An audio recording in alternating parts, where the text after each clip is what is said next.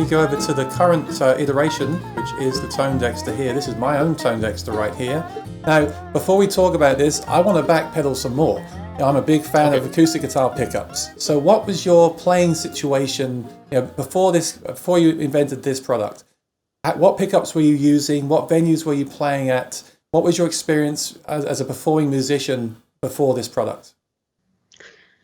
Yeah, good question. So I, like everybody else, tried a lot of them. The undersaddle pickups really never did it for me. Now, back in those days, these blended systems weren't common like they are now. So I can't say that I ever tried a blended system in the day. But after trying the undersaddle, I soon realized that maybe a soundboard transducer would give me more of the sound I was looking for. So I got over to the K&K camp, and I put K&Ks in most of my guitars at that point. And it was definitely better. Soundboard transducers will, as I know now a lot more since I actually have my own pickup too, which I can talk about. But in general, soundboard transducers will give you quite a bit more of the character of the guitar. Not all of it, but much more than an undersaddle. So I had K&K pickups, and still not totally happy, because it didn't really sound like my guitar. It sounded better, but not the same. Now that actual experience that I had with K&Ks and all the other pickups that I tried, after I did ToneDexter, is when I developed the ultratonic pickup, and maybe we can touch on that a little bit more later. But pickups are something that I do know pretty well. We will talk about that, but in regards to acoustic IRs, I remember when I was in London years ago, I purchased one of the first Fishman Aura pedals, and I always felt that thing was way ahead of its time, and I felt that it was released at a time when we didn't have this. We didn't have the internet in this sort of capacity where it could be fully explained to people what it is and the best way to get the results. So I just gave up on it very quickly because I didn't understand it. And the way I understand the Aura now is that they create their IRs using the Fishman matrix type of pickup. So it's important that your guitar has that pickup. So your soundboard transducer pickups wouldn't probably work as well.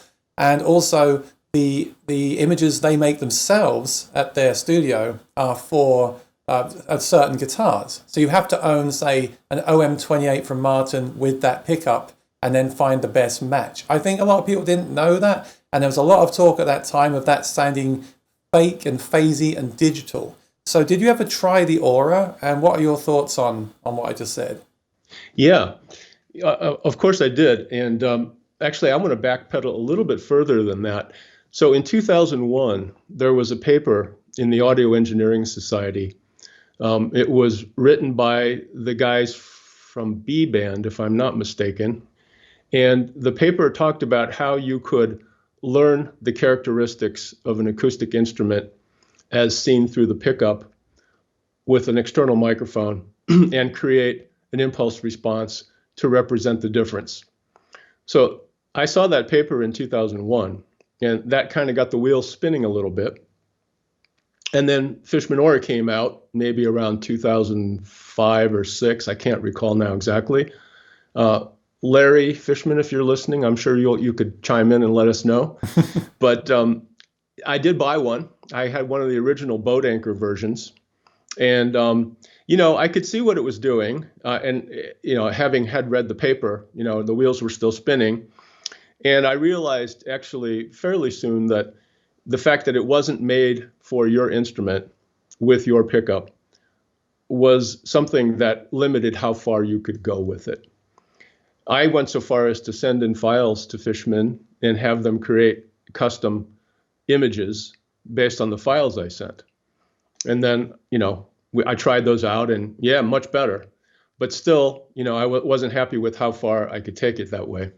And that actually was the impetus for development of ToneDexter. I wanted to do something where, I said to Andy, I said, why can't we do this? Why can't we create a box that has enough processing power to allow the user to actually get a custom, perfectly glove fitting impulse response for their instrument, no matter what it was. Guitars, yes, but what about upright bass and violin and mandolin, all those other things? Accordion. Really? Oh, you're kidding, right? I'm just checking to see if they're listening. It's like, what? Is that the new firmware? What I'm going to do... No, with accordion. It actually absolutely works with accordion. How? It works with everything. If you've got a piezo pickup and you're picking up something that represents how the instrument sounds, that's correlated to what the mic hears, you can create a wave map for it.